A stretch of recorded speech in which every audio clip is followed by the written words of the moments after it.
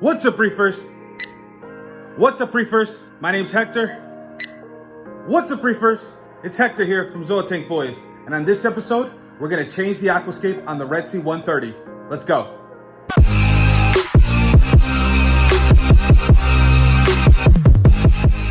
So all in all, the Red Sea 130 has been doing pretty well in terms of the corals being happy and stuff like that. There are some corals that aren't really doing too well, and I think it has to do with the position that they're in inside of the tank. Some of them are low light, and I figured that when I first put them in, they were low enough.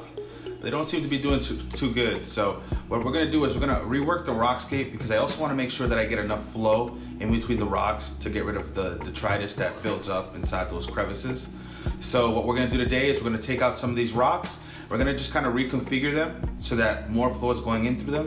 And then we're gonna take some of these corals and actually put them at a lower towards the base area. So that way they're not getting that much light. It seems like they're not pretty happy, some of these corals. Okay guys, let's take one last look on how the Red Sea 130 looks before we change the aquascape.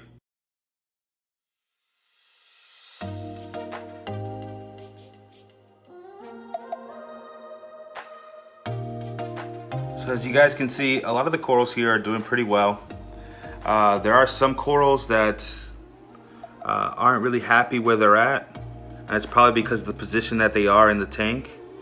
One thing that I did notice is that my torch here, this New York Nyx, is starting to fade a little bit. So I'm not really sure if it has to do with the lighting itself. The water quality is pretty good. As you can see, all the other torches are doing pretty well themselves.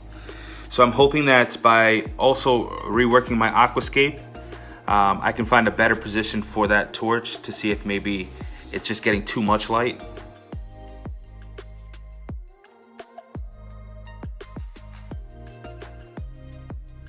Then I do want to see about putting some of these corals that are on the sand bed and attaching them to the rocks. A lot of the zoas are doing pretty well. They're expanding on this rock here. Got these blood shots. I only started with one, and now I have 5. Yellow submarines doing pretty well. Those Super Saiyans right there, they took off, guys. Had a small little spot on that huge tile, and now look at them. They're just overgrowing that tile. It's a great thing to see.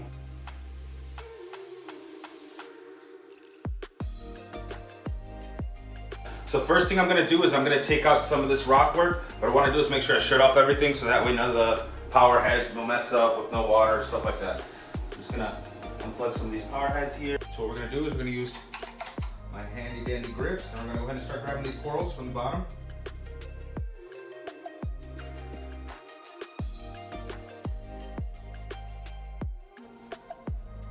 Check this out, guys.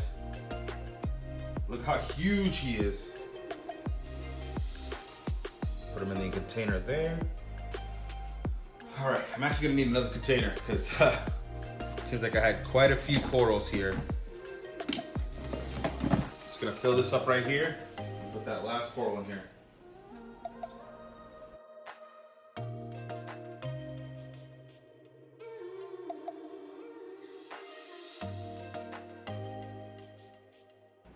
And I'm not gonna take this big rock out just yet, because it's filled with zoas and they're kind of already ingrained into the actual rock work.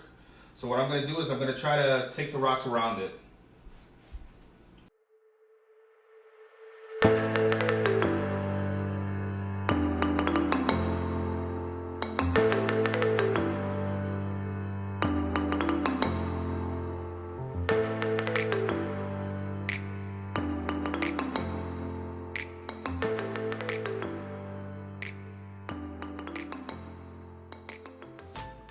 Okay guys, so it's been a few hours now since I did the rockscape. Not all the coral opened up fully, but it's looking pretty good. You guys ready to see the end result? All right, here we go.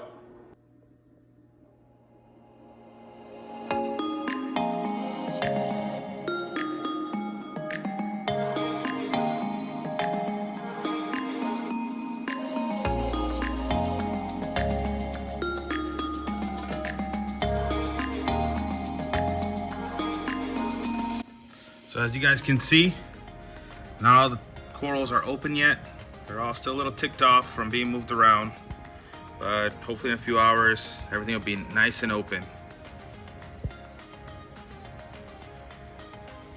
So I moved a lot of the rock work around. One thing that's pretty cool is I like the way this rock work looks compared to how I had it before, because it shows more of the color. The last time I had it, I had this rock here a little more flat, and it just didn't pop out in terms of color.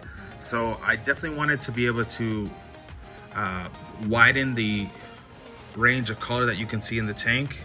I feel like I did a pretty good job here in doing that.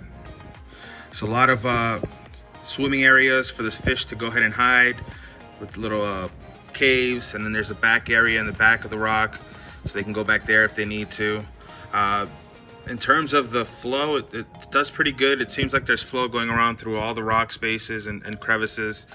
Like I said, it's still a little murky.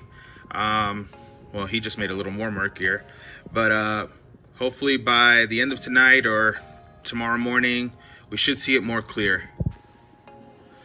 But yeah, guys, let me know what you guys think about the new Rock Scape. Comment below and let us know. Had to put a spot for Big Bertha right there. A-can surrounding her. We got a few zoas there. Now, I wanted to test out putting the huge Goniopora up top just to see how it would flow and stuff like that. I turned all the nozzles all the way to the right so the flow would get to the torches there, and it won't affect the minimal flow that the Goni should have. And I kind of separated the two. I have the Goni up there, and then I have a small Goni down here, which seems to do pretty good. I really haven't had a chance to put this guy anywhere yet, so decided to keep him on the sand bed for the time being until I find a place for him. Check out the Blasto bunch right there. My little Zoa garden in the center. And if you guys are wondering what's in that cup's actually one of my jawbreaker mushrooms. I don't have the courage yet to put them out in the tank with everything else, because you know how they get. If you guys know about jawbreakers, they like to detach off their rocks and then they go missing forever, and that's a pretty expensive piece to go missing. So maybe in the future, once I get a little more brave, but we'll see. All right, guys, that's gonna be the end of this episode of Zoa Tank Boys. If you guys like what you guys see, please don't forget to subscribe and hit that notification bell. Until next time, Zoa Tank Boys out.